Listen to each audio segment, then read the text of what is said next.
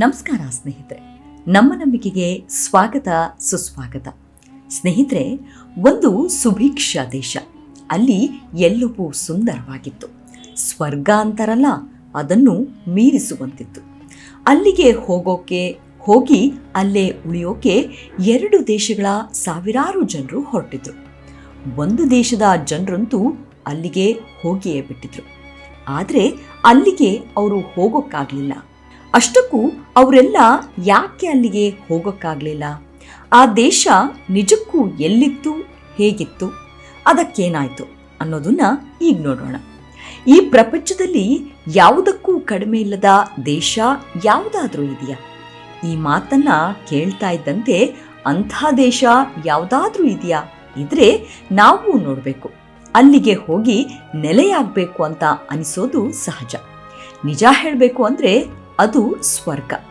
ದುಡ್ಡು ಅನ್ನೋದನ್ನ ಅಲ್ಲಿ ನೀರಿನಂತೆ ಸುರಿತಾರೆ. ಬಂಗಾರವನ್ನ ಕಣಜಗಳಲ್ಲಿ ಧಾನ್ಯಗಳನ್ನ ತುಂಬಿಡುವಂತೆ ತುಂಬಿಡ್ತಾರೆ. ಅಲ್ಲಿ ಧರ್ಮವಿಲ್ಲ, ಜಾತಿ ಅನ್ನೋದು ಮೊದಲೇ ಇಲ್ಲ. ಇಲ್ಲಿ ಎಲ್ಲರೂ ಸಮಾನ. ಯಾವುದೇ ರೋಗಗಳು ಕೂಡ ಇಲ್ಲಿನವರಿಗೆ ಇಲ್ಲ. ಎಲ್ಲರೂ ಅಷ್ಟೊಂದು ಸುಭಿಕ್ಷವಾಗಿ ಇದ್ದಾರೆ. ಈ ದೇಶವನ್ನ ಆಳೋರು ಕೂಡ ಭ್ರಷ್ಟರಲ್ಲ. ಇಷ್ಟ ಹೇಳಿದ ಮೇಲೆ ಇದನ್ನ ಸ್ವರ್ಗ ಅನ್ಬೋದು ತಾನೆ? ಖಂಡಿತ ಅನ್ಬೋದು. ಅಷ್ಟಕ್ಕೂ ಆ ದೇಶದ ಹೆಸರು ಪಾಯಸ್. ಈ ದೇಶದ ವೈಭವದ ಬಗ್ಗೆ ಕೇಳಿದವರು ಅಲ್ಲಿಗೆ ಹೋಗಿ ನೆಲೆಸೋ ಕನಸು ಕಂಡ್ರು. ಎಲ್ಲವನ್ನೂ ತಯಾರಿ ಮಾಡಿಕೊಂಡು ಆ ದೇಶಕ್ಕೆ ಹೋಗಿಯೇ ಬಿಟ್ರು. ಆದರೆ ಈ ರೀತಿ ಹೋದವರಿಗೆ ಅಲ್ಲೊಂದು ಆತಂಕ ಎದುರಾಗಿತ್ತು. ಕೆಲವೇ ದಿನದಲ್ಲಿ ಆ ದೇಶದ ಅಸ್ತಿತ್ವವೇ ಇರಲಿಲ್ಲ.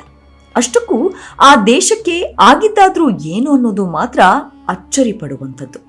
ಪಾಯಸ್, ಈ ಶ್ರೀಮಂತ ದೇಶದ ಬಗ್ಗೆ ಕೇಳಿದ ಇಂಗ್ಲೆಂಡ್ನ ಮಂದಿ ಹುಚ್ಚರಂತೆ ಆಗಿ ಹೋಗಿದ್ರು.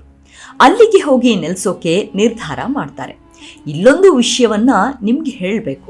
ಅದೇನು ಅಂದ್ರೆ, ಆ ದೇಶಕ್ಕೆ ಇಂಗ್ಲೆಂಡ್ ಮಂದಿಯನ್ನ ಕಳುಹಿಸೋ ಹೊಣೆ ಹೊತ್ತವನು ಗ್ರೆಗರ್ ಮ್ಯಾಕ್ಗ್ರೆಗರ್ ಎಂಬಾತ.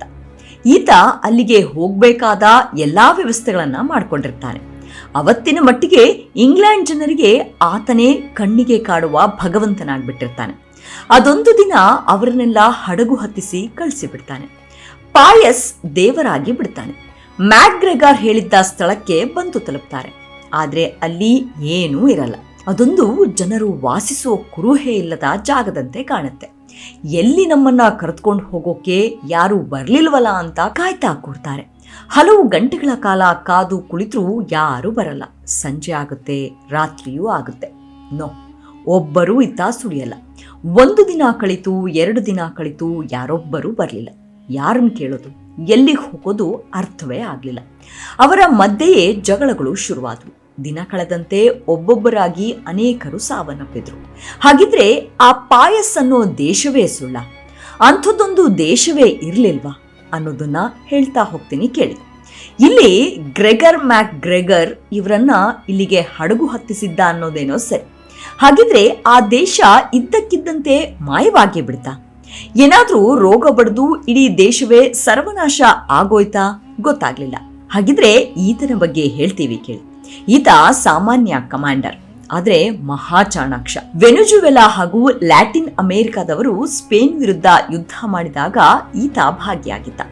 ಯುದ್ಧವನ್ನ ಜಯಿಸಿದ್ದ. ವಾಪಸ್ ಬರುವಾಗ ಒಂದು ದ್ವೀಪವನ್ನ ಕಂಡ.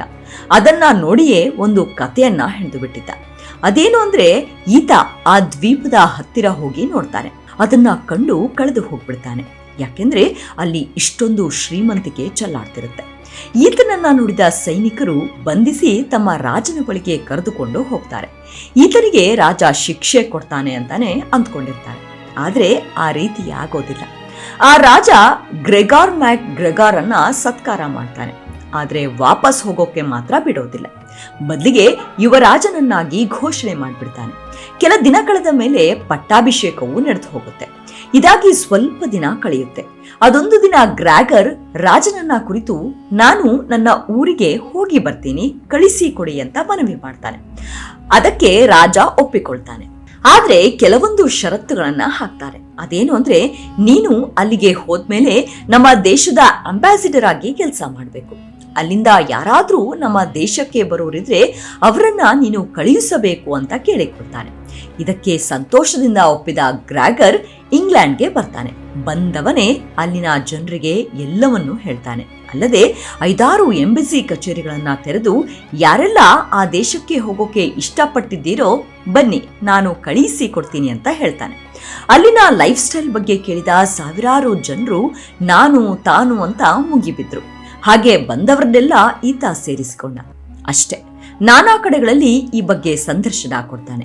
ಯುವಕರನ್ನ ಸೈನಿಕರನ್ನಾಗಿ ಮಾಡ್ತೀನಿ ಅಂತ ಸೇರಿಸಿಕೊಂಡು ತರಬೇತಿಯನ್ನು ಶುರು ಮಾಡ್ತಾನೆ. ಅದೊಂದು ದಿನ ಎಲ್ಲರೂ ಆ ದೇಶಕ್ಕೆ ಹೊರಟರು. ಆದ್ರೆ ಹೀಗೆ ಬೆರಗುಗಣ್ಣಿನಿಂದ ಹೋದವರು ಆ ದೇಶವನ್ನ ಮಾತ್ರ ಕಣ್ತುಂಬಿಕೊಳ್ಳಲಿಲ್ಲ. ಯಾಕೆಂದ್ರೆ ಅಂಥ ದೇಶ ಯಾವುದೂ ಇರಲೇ ಇಲ್ಲ.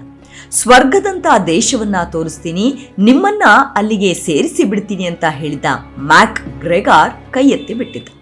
ಹಾಗಿದ್ರೆ ಈತನಿಗೆ ಇಂಥದ್ದೊಂದು ಕಲ್ಪನೆ ಬಂದಿದ್ದಾದ್ರೂ ಹೇಗೆ ಅನ್ನೋದನ್ನ ಹೇಳ್ತೀವಿ ಕೇಳಿ.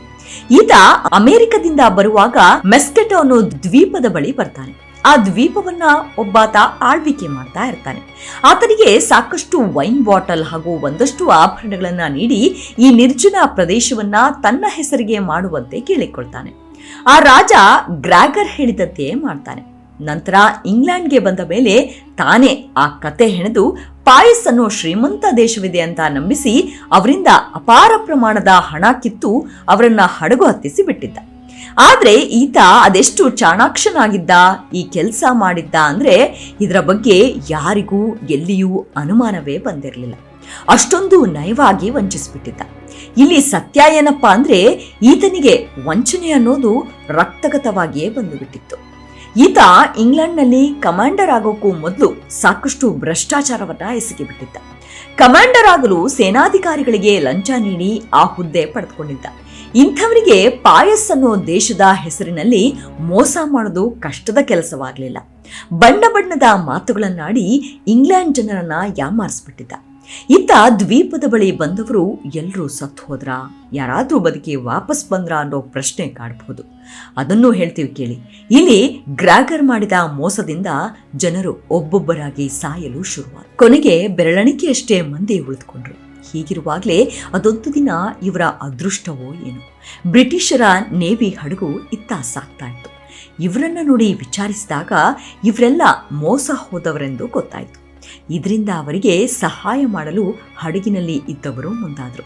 ಅಷ್ಟೇ ಅಲ್ಲ, ಇಂಗ್ಲೆಂಡ್ಗೆ ಯಾವುದಾದ್ರೂ ಹಡಗು ಪಾಯಸ್ ಅನ್ನೋ ದೇಶಕ್ಕೆ ಹೊರಟಿದ್ರೆ ವಾಪಸ್ ಕರೆಸಿಕೊಳ್ಳಿ, ಅಂಥದ್ದೊಂದು ದೇಶ ಇಲ್ವೇ ಇಲ್ಲ ಅಂತ ಒಂದು ತುರ್ತು ಸಂದೇಶ ಕಳುಹಿಸಲಾಯಿತು. ಅಷ್ಟೇ ಅಲ್ಲ, ವಂಚನೆಗೊಳಗಾಗಿದ್ದವರನ್ನ ಸೇಫ್ ಆಗಿ ಅವರ ದೇಶಕ್ಕೆ ಬಿಟ್ರು. ಇತ್ತ ಇಂಗ್ಲೆಂಡ್ ಸರ್ಕಾರ ಮೋಸಗಾರ ಗ್ರಾಗರ್ಗಾಗಿ ಹುಡುಕಾಟ ಆರಂಭ ಮಾಡಿತು. ಆದರೆ ಎಷ್ಟೇ ಹುಡುಕಾಟ ಮಾಡಿದ್ರೂ ಆತ ಸಿಗ್ಲೇ ಇಲ್ಲ. ಯಾಕೆಂದ್ರೆ ಆತ ಅಷ್ಟರಲ್ಲಾಗ್ಲೇ ದೇಶ ಬಿಟ್ಟು ಪರಾರಿಯಾಗ್ಬಿಟ್ಟಿದ್ದ. ಹಾಗಾದ್ರೆ ಆತ ಎಲ್ಲಿಗೆ ಹೋದ ಅಂತೀರಾ? ಫ್ರಾನ್ಸ್ಗೆ ಹೋಗಿ ಅಲ್ಲಿ ಪಾಯಸ್ ಕತೆ ಬಿಚ್ಚಿಟ್ಟಿದ್ದ ಜನರನ್ನ ವಂಚಿಸಿ $3 ದಶಲಕ್ಷ ದುಡ್ಡು ಮಾಡಿಕೊಂಡಿದ್ದ. ಆದರೆ ಈತನ ಅಸಲಿತನ ಗೊತ್ತಾಗಿದ್ದೇ ತಡ ಈತನನ್ನ ಬಂಧಿಸಲಾಯಿತು. ಒಂದಷ್ಟು ವರ್ಷಗಳ ಶಿಕ್ಷೆಯೂ ಆಯಿತು.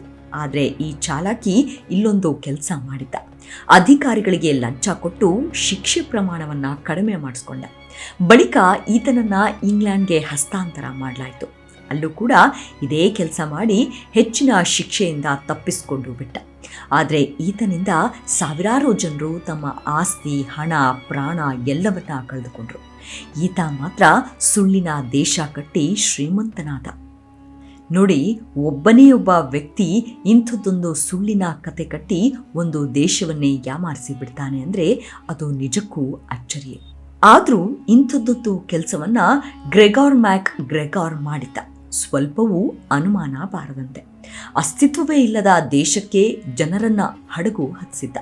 ತನ್ನದೇ ದೇಶದ ಜನರನ್ನ ಮೋಸ ಮಾಡಿದ್ದು ಸಾಲದ್ದು ಅಂತ ಮತ್ತೊಂದು ದೇಶದ ಜನರನ್ನು ಹಾಳು ಮಾಡೋಕೆ ಹೊರಟಿದ್ದ. ಆದರೆ ಅಷ್ಟರಲ್ಲೇ ಆತನ ಬಂಡವಾಳ ಕಳಚಿ ಬಿತ್ತು. ಅಲ್ಲಿಗೆ ಆತನ ಮೋಸದಾಟವು ಬಯಲು.